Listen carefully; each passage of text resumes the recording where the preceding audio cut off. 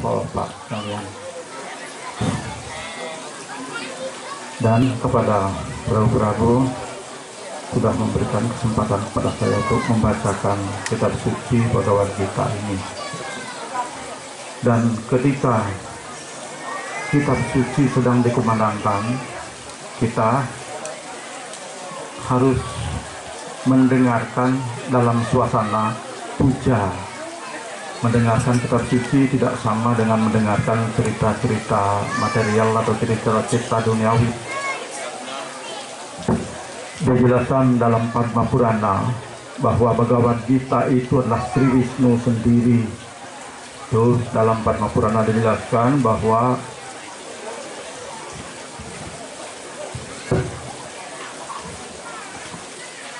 oleh Sri Wisnu sendiri, bahwa 5 bab pertama dari Bhagavad Gita adalah kepala Padma Tuhan Yang Maha Esa. 5 bab pertama adalah kepala Padmanya, kemudian 10 bab berikutnya itu adalah lengannya, lalu bab ke-16 1 bab itu adalah perut Padma beliau, dan 2 bab terakhir adalah kaki Padmanya. Jadi Bhagavad Gita itulah Tuhan sendiri. Maka dari itu ketika Bhagavad Gita sedang dikumandangkan, sedang dibacakan, mari kita fokus pada acara mendengarkan kitab suci ini. Walaupun yang menyampaikan juga sama seperti Prabu, nah, statusnya bukan guru, bukan apa, tapi karena kita bersama-sama berkumpul untuk mendapatkan karunia dari Bhagavad Gita itu, mari satukan pikiran kita untuk melakukan pendengaran sekaligus melakukan puja. Dan sebelum Bhagavad Gita dibacakan, kita berdoa dulu dengan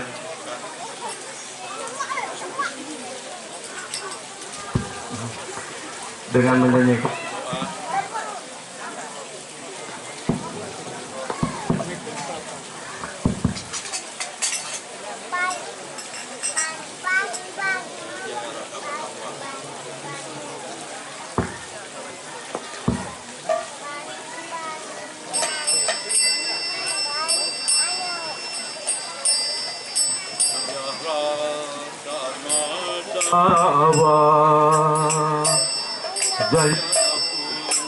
Jai Hari.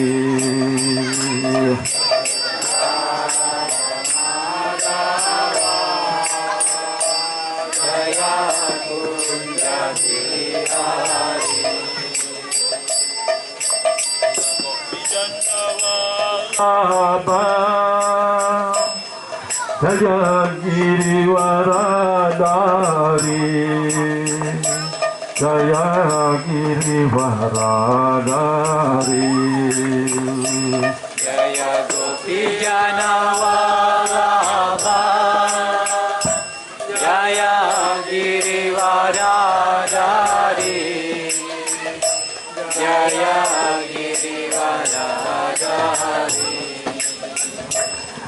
Jaya Gopi Janavallabha, Jaya Girivaradari, Jaya Girivaradari. Jaya Gopi Janavallabha, Jaya Girivaradari, Jaya Girivaradari. Yasodhanandana Braja Jana Ranjana, Yasodhanandana Braja Jana Ranjana, Yasodhanandana Braja Jana Ranjana, Yasodhanandana Braja Jana Ranjana, Yamuna Tira Vanacharya, Tira Vanachari, Yamuna Tira Vanachari, Tira Vanachari, Jaya Radha Madhava, Kunda Kedari Jaya Radha Madhava Jaya Kunda Bihari Jaya Govinda Navalada Jaya Girivaradari Jaya Girivaradari Vijanavalabha Jaya Girivaradari Jaya Girivaradari Yashodanandana Brajajanarandana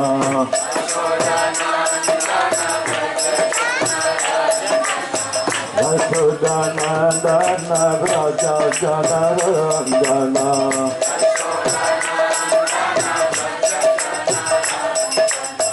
Kamana Chira Vandakari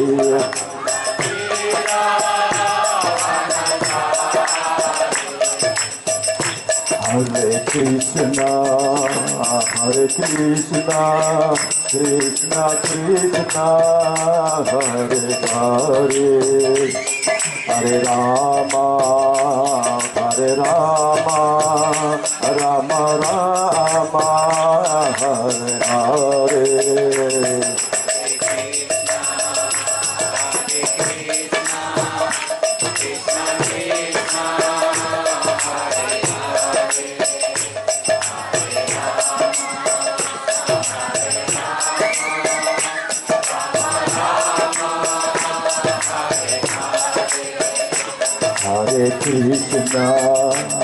Hare Krishna, Krishna Krishna, Hare Hare, Hare Rama, Rama Rama, Hare Hare.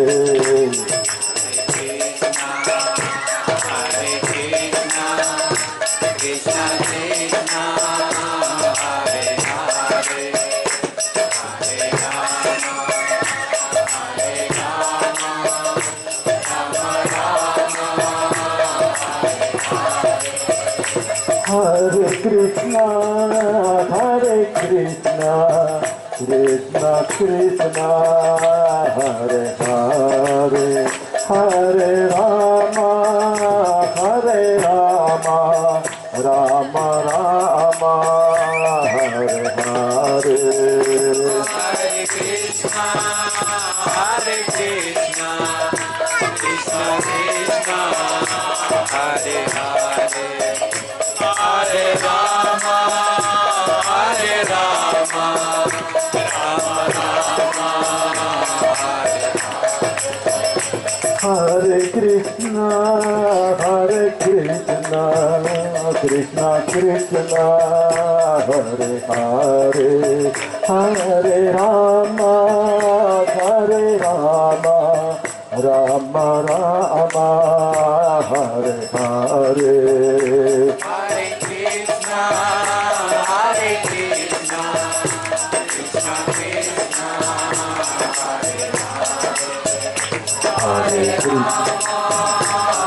Hare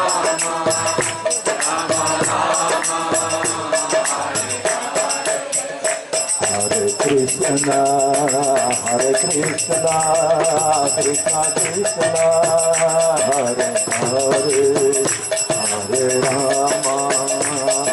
Rama, Rama Rama, Hare Hare.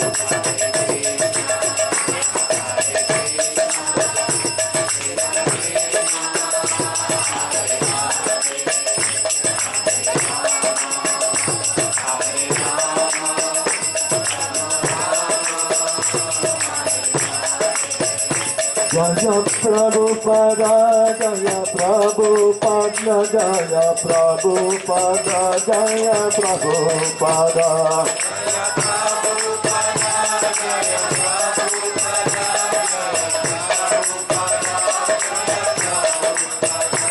Jaya Jaya Prabhupada, Prabhupada, Prabhupada, Jaya Srila Prabhupada.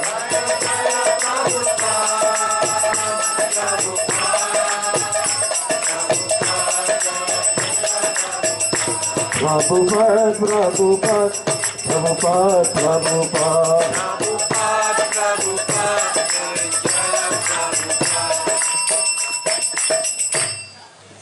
Kara Premanandi Om Namo Bhagavate Vasudevaya. Om Namo Bhagavate Vasudevaya. Om Namo Bhagavate Vasudevaya.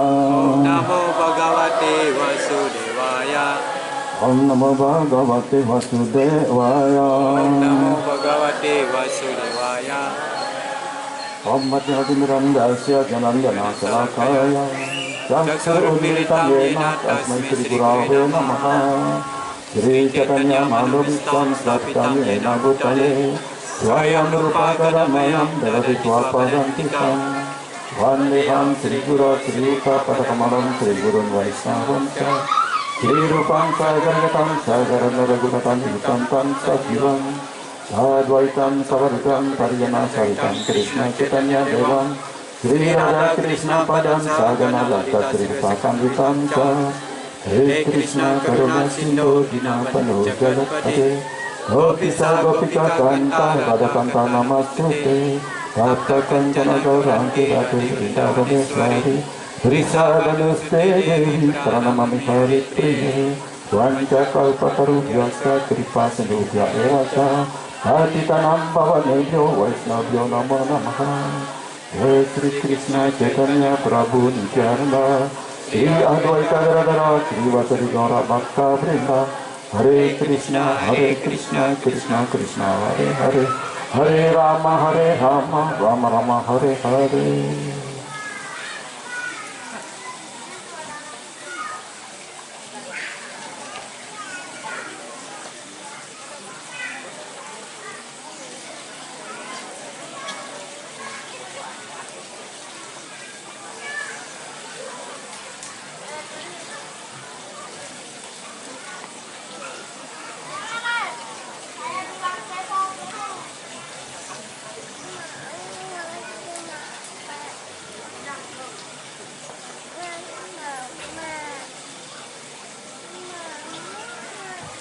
Hare Krishna, sahabat bagi sekalian, sahabat semua.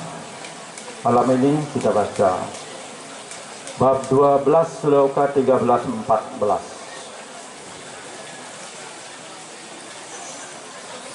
Advesta sarva bhutanam maitra karuna evacha nirmama nirahangkara sama duka suka sami santusta satatam yogi yatatma drida niscaya maye arpita mano budir ya madbakta sa me priya advista sarva bhutanam maitra karuna evacha nirmamo nirahangkara samaduka sukha sami santusta saradam yogi yatat madrida niscaya mayar pita mano budir yomad bhakta same priya advesta tidak iri sarwa bhutanam terhadap semua makhluk maitra ramah karuna murah hati ewa pasti ca juga nirmama bebas dari rasa memiliki sesuatu nirahangkara bebas dari keakuan yang palsu, sama duka dalam duka cita, suka dan kebahagiaan, sami memaafkan, santusta puas, satatam selalu, yogi orang yang tekun dalam bakti, yata atma mengendalikan diri, drida niscaya dengan ketabahan hati, mayi kepadaku, arpita tekun, mana pikiran, budi dan kecerdasan, ya orang yang madbakta penyembahku, sa dia, me kepadaku, pria dicintai. Terjemahan. Orang yang tidak iri tetapi menjadi kawan baik bagi semua makhluk hidup, tidak menganggap dirinya pemilik, bebas dari keakuan palsu, bersikap sama baik dalam suka maupun duka, bersikap toleransi, selalu puas, mengendalikan diri, tekun dalam bakti dengan ketabahan hati, dengan pikiran dan kecerdasannya dipusatkan kepadaku, penyembahku yang seperti itu sangat kucintai. Mohon diikuti. Orang yang tidak iri, tetapi menjadi kawan, baik bagi semua makhluk hidup, tidak menganggap dirinya pemilik, bebas dari keakuan palsu, bersikap sama baik dalam suka maupun duka, bersikap toleransi, selalu puas, mengendalikan diri, tekun dalam bakti dengan ketabahan hati, dengan pikiran dan kecerdasannya dipusatkan kepadaku, penyembahku yang seperti itu sangat kucintai. Penjelasan dari Yang Mulia Srila Prabhupada. Sekali lagi Krishna membicarakan soal bakti yang murni dan menguraikan kualifikasi rohani seorang penyembah yang murni dalam dua ayat ini. Seorang penyembah murni tidak pernah goyah dalam keadaan manapun. Penyembah murni juga tidak iri kepada siapapun. Seorang penyembah tidak menjadi musuh bagi musuhnya. Dia berpikir, orang ini sedang bertindak sebagai musuh saya karena perbuatan salah yang telah saya lakukan dahulu kala. Karena itu, lebih baik menderita daripada mengadu. Dalam Srimad Bhagavatam, sekana 10, bab 14 sloka 8 dinyatakan, tate bukampam susamiksa mano bonjana eratma kritam wipakam. Bila mana seorang penyembah berduka cita atau sudah jatuh dalam keadaan kesulitan, dia berpikir itu karunia Tuhan terhadap dirinya. Dia berpikir akibat kesalahan saya dari dulu seharusnya saya menderita jauh lebih banyak daripada penderitaan yang saya alami sekarang. Karena itu, atas karunia Tuhan Yang Maha Esa, saya tidak mendapat segala hukumannya yang seharusnya saya terima. Saya hanya diberi hukuman kecil atas karunia kepribadian Tuhan Yang Maha Esa.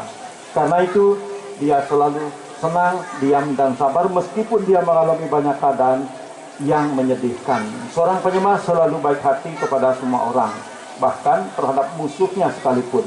Nirmama berarti seorang penyembah yang tidak begitu mementingkan rasa sakit dan kesulitan yang menyangkut badan, sebab dia mengetahui secara sempurna bahwa dirinya bukan badan jasmani. Dia tidak mempersamakan dirinya dengan badan, karena itu dia bebas dari paham keakuan palsu dan dia seimbang baik dalam suka maupun duka. Dia bersikap toleransi, puas dengan apa yang diperolehnya atas karunia Tuhan Yang Maha Esa.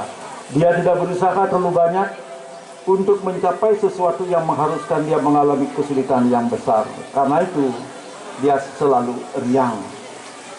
Dia ahli kebatinan yang sempurna dan lengkap karena dia mantap dalam pelajaran yang diterima dari guru kerohaniannya.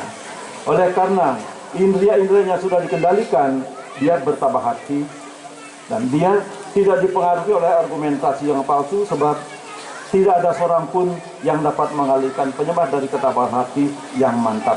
Dia sadar sepenuhnya bahwa Krishna adalah Tuhan yang Maha Abadi. Karena itu, tiada seorang pun yang dapat mengganggu dirinya. Segala kualifikasi tersebut memungkinkan ia memusatkan pikiran dan kecerdasannya sepenuhnya kepada Tuhan Yang Maha Esa.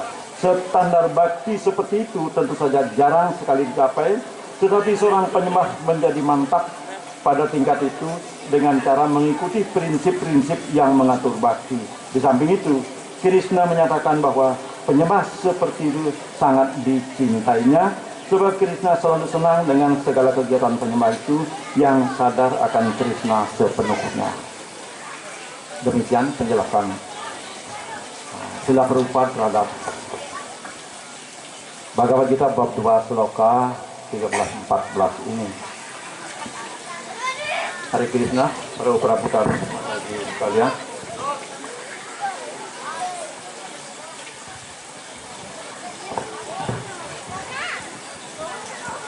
Saya memilih sloka ini tadi setelah berdoa kepada Guru Maharaj yang sedang menerima biasa puja sekarang, dan juga berdoa kepada guru-guru yang lain pada Silsilah Dhamma. Lalu terpilih sloka ini, saya diinspirasi oleh upacara yang sedang kita lakukan sekarang, yaitu Canan Yatra. Dan dalam bab 12 ini Sri Krishna berbicara tentang Bhakti Yoga atau pelayanan Bhakti yang murni.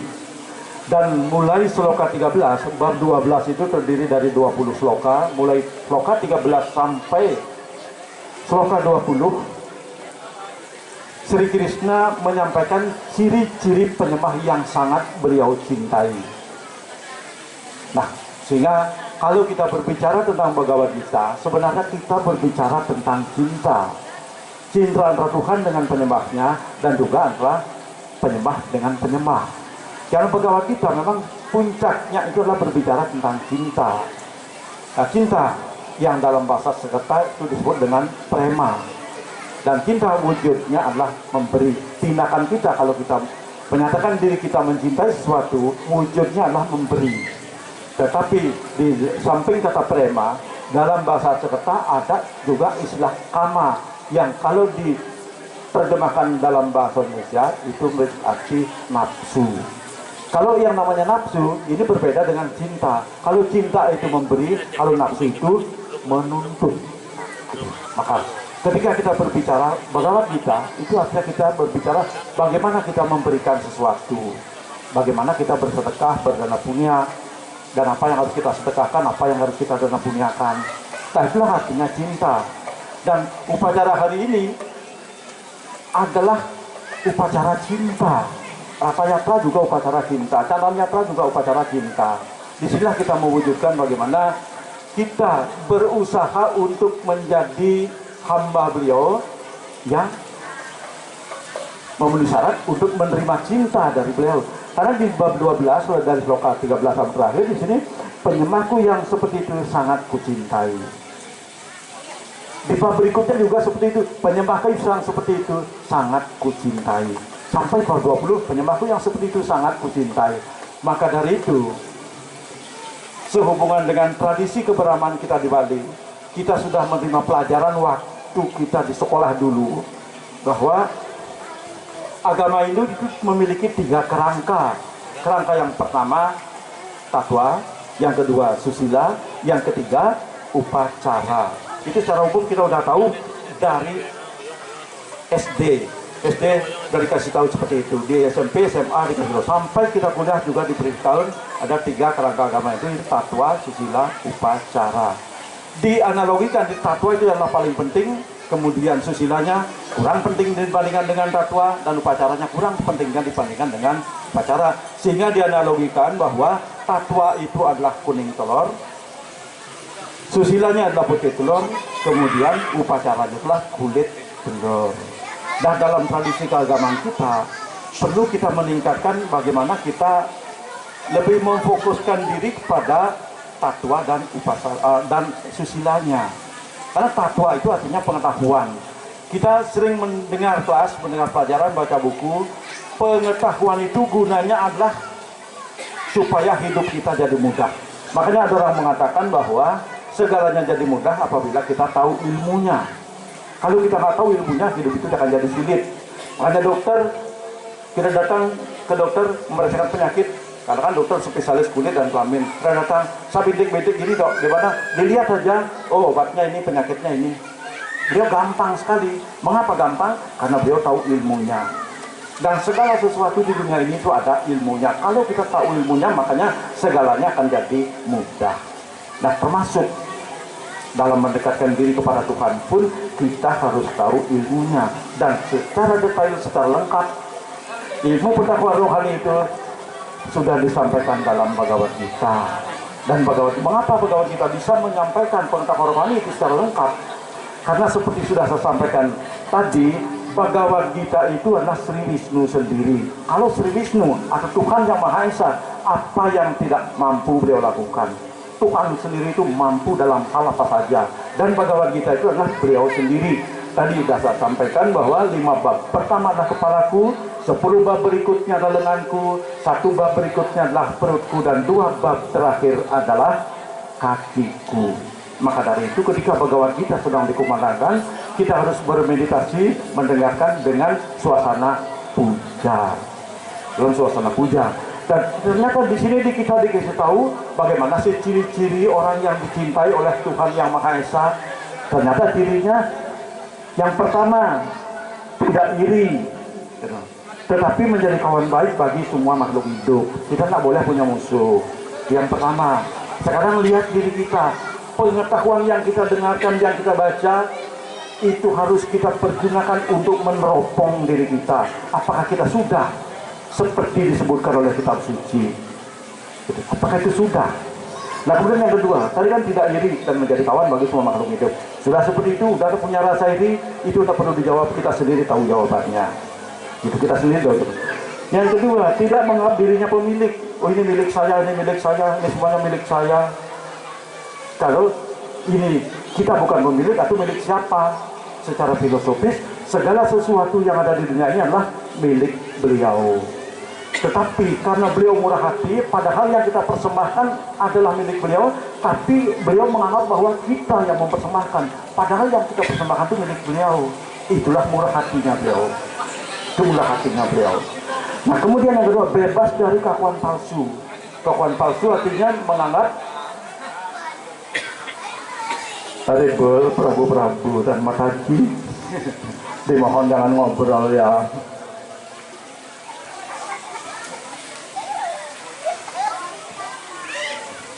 Bebas dari keakuan palsu. Keakuan palsu kadang kalau secara tradisional sering kalau orang serba aku dikatakan orang itu ego, orang itu sombong atau angkuh lah. Tapi pemahaman secara filosofis, keakuan palsu itu kita menganggap bahwa badan ini adalah diri kita. Padahal diri kita yang sesungguhnya bukan badan ini, tetapi adalah yang berada di dalam badan ini, yang menyebabkan badan ini hidup. Kalau yang ada di dalam badan ini sudah keluar dari badan kita, badan ini menjadi mati. Berarti diri kita itu adalah roh atau atma. Nah, wujud dari orang yang masih dalam keakuan palsu, orangnya cenderung sombong. Mengapa orang itu jadi sombong? Orang sombong penyebabnya adalah karena kita tidak menyadari keterbatasan kita, tidak menyadari kekerdilan kita. Maka di dalam filsafat juga disebutkan kita akan bisa menginsapi keagungan Tuhan kalau kita menyadari keterbatasan kita. Maka dari itu guru-guru kita menyebutkan tempat yang paling cocok untuk melakukan pelayanan bakti adalah di planet bumi ini. Kalau di planet atas seperti di sorga, itu kurang cocok belajar kerohanian, karena di sana kehidupan itu terlalu mewah. Penjelasan seperti itu. Orang yang hidupnya terlalu mewah, tidak ada kesulitan, dia lupa kepada Tuhan. Cerita-cerita sering disampaikan dalam wayang bagaimana Dewa Indra yang komandannya sorga, gitu. Kemudian kalau di planet yang di bawah, di neraka, itu juga sulit belajar kerohanian karena di sana banyak kesulitan. Kita menerima hukuman banyak sekali, kadang-kadang kita direbus, digoreng, dibakar dan sebagainya, sehingga kita harus belajar kerohanian di sana. Kemudian di bumi, disinilah seimbang antara kesulitan dengan kemudahan. Maka ketika beliau memberikan karunia kepada orang-orang yang sombong, yang angkuh, pada kita yang angkuh, biasanya kita diberikan kesulitan. Setelah diberikan kesulitan, misalnya salah satu dari keluarga kita kena penyakit yang sulit disembuhkan, kemudian bawa ke rumah sakit Sangla, kemudian di rumah sakit Sangla tidak punya teman lagi sana, uang pas-pasan. Di sana baru orang itu sadar bahwa dirinya kecil atau terbatas. Maka kalau orang bawa pasien ke rumah sakit, keluarganya ke rumah sakit Sangla, maka di rumah sakit Sangla banyak orang sembahyang di tempat bikinnya kan. Ada rumah sakit pasti ramai orang sembahyang. Itu menunjukkan bahwa dia mulai sadar bahwa dia punya keterbatasan. Tapi kalau di tempat-tempat dugem, ada orang sembahyang sana? Nggak ada. Karena di sana orangnya segar bugar, plus di saku ada uang. Nah, plus di saku banyak ada uang. Nah, ketika kita masih segar bugar dan di saku banyak ada uang, kita tidak menyadari keterbatasan kita. Tapi karena beliau bermurah hati, tidak selamanya orang itu pergi ke tempat-tempat hiburan seperti itu. Suatu saat diberikan karunia berupa sakit, berupa apa, untuk menyadari keterbatasannya. Dan seperti itulah pengetahuan-pengetahuan yang diulas dalam Bhagavad Gita, yang antara lain di sini disebutkan ketika dia mendapat kesulitan, dia menganggap kesulitan itu sebagai karunia, karena seharusnya dia mendapat kesulitan yang lebih besar lagi. Mengapa? Karena dulu saya pernah berbuat dosa yang amat besar, tetapi saya hanya beri kesulitan seperti ini. Begitu. Kalau kita bisa berpikir seperti itu kita sudah memenuhi syarat untuk dicintai oleh Tuhan Yang Maha Esa. Biasanya kalau kita mendapat kesulitan seperti itu, kita komplain. Kalau kita komplain, tidak terima dengan kesulitan yang kita terima, kita tidak memenuhi syarat untuk dicintai oleh Tuhan Yang Maha Esa. Dan jelas pengetahuan itu adalah untuk mengajari kita bagaimana kita berpikir, bagaimana kita berbicara, dan bagaimana kita berbuat yang menguntungkan kita, sehingga kita bisa hidup berbahagia. Dan orang itu akan bisa hidup berbahagia apabila sudah menyadari kedudukan dasarnya sebagai pelayan Tuhan Yang Maha Esa, dan hubungan itu harus berlandaskan cinta. Kalau cinta itu kembali artinya memberi. Maka di sini di Bhagavad Gita banyak sekali berbicara tentang memberi. Di bab 18 banyak sekali ada uraian tentang dana punya atau memberi. Nah, sekarang juga kita memberi pelayanan kepada beliau, melakukan kegiatan Candaan Yatra, beliau naik perahu seperti ini. Ini ada ceritanya, sekilas saya sampaikan, sebab di dalam sastra disebutkan apapun yang pengetahuan itu akan membuat keyakinan kita jadi kuat. Tapi kalau kita tak tahu ibunya, keyakinan itu tak tumbuh. Nah, mengapa saya melakukan kegiatan seperti ini? Itu ada ceritanya. Nah, pada zaman dulu, arca seperti yang kita iring tadi, ada Sri Radha Mandawa, itu dipuja di suatu tempat suci di Vrindavan. Mungkin karena perjalanan lila beliau, arca itu, tempat suci itu diserang oleh pihak yang tidak setuju dengan pemujaan itu, oleh pihak tertentu. Nah, kemudian karena tempat suci itu diserang, lalu pemuja di sana, pujarinya membawa arcanya, diamankan, lari ke hutan. Lalu di hutan arca itu ditanam supaya aman, gitu. Ditanam di hutan. Sampai lama-lama sekali arca itu ditanam, lalu arca itu merasa gini, dia merasa gerah, sudah ada di dalam tanah cukup lama. Lalu beliau menyampaikan kondisinya kepada salah seorang penyembahnya yang bernama Raghunath. Lalu beliau menyampaikan bahwa beliau ditanam di sini karena suatu peristiwa pada zaman dulu, itu diceritakan lewat mimpi.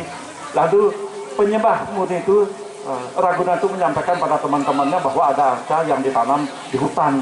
Lalu dengan teman-temannya digalilah arca itu.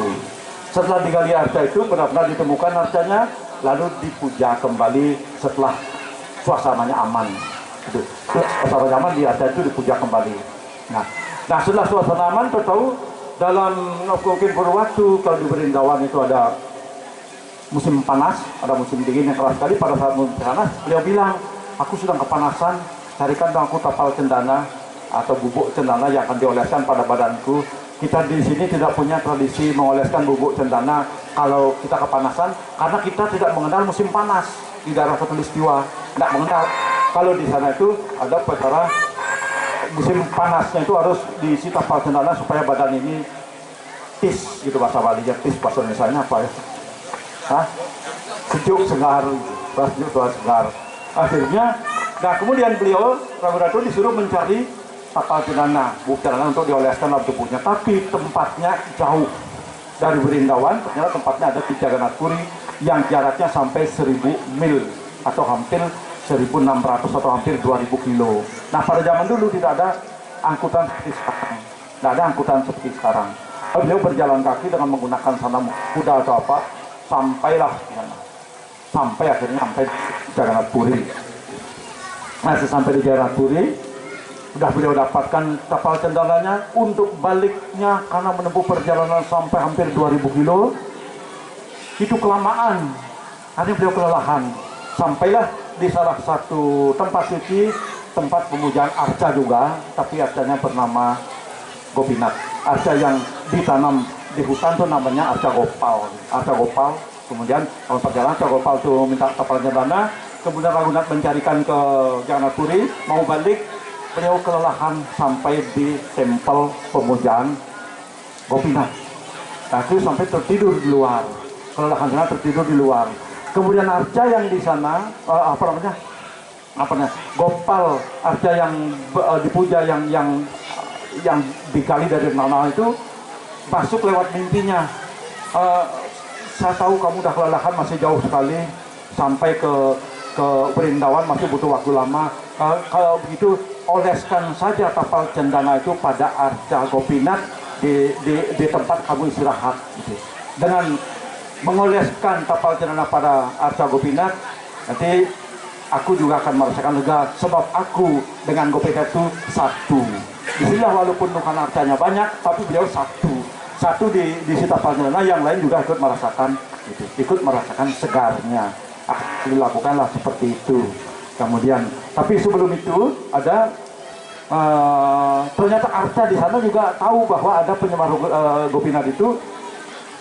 Gopinath itu melakukan pelayanan melakukan tapal cendana, kemudian tertidur tidak mau di tempat-tempat yang mewah, tapi di halaman di belakang yang tidak layak sana tertidur.